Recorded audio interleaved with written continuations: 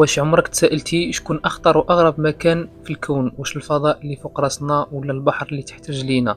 حيث المفاجأة العلم عارف على الفضاء أكثر مما عارف على أعماق البحار. نعم، داكشي اللي كتشوفه بعيد في السماء فهمناه أكثر من داك الظلام اللي غير تحتنا بكيلومترات قليلة. كنهضروا على أعماق البحار فوق السطح كلشي باين وعادي، أمواج شمس زرقاء، ولكن غير تهبط شوية كلشي كيتبدل.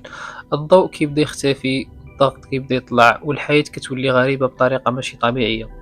البحر ماشي غير ماء، راه عالم بطبقات وكل طبقة عندها قوانينها. الطبقة الأولى الضوء فيها كيوصل والحياة فيها قريبة اللي كتشوفو يعني بعينينا، حيت الشمس مازال عندها تأثير، ولكن من بعد كتدخل منطقة الظل فين الضوء كيموت تدريجيا والمخلوقات كتبدا تبدل الشكل ديالها. العيون كبار، أجسام مشففة، أحيانا كيشعلوا براسهم في الظلام الدامس، ومن بعد كتوصل للظلام كامل.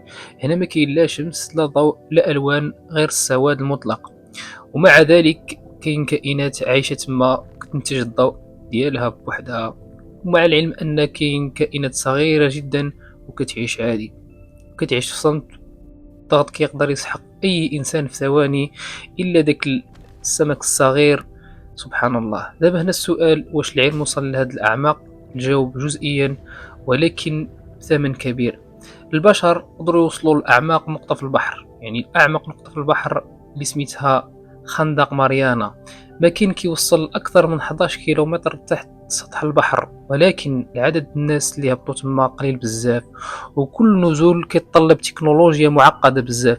علاش؟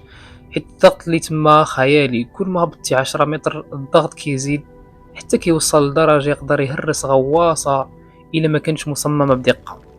يعني المشكل ماشي غير في المسافة، بل في القوة اللي كتضغط عليك من كل جهة.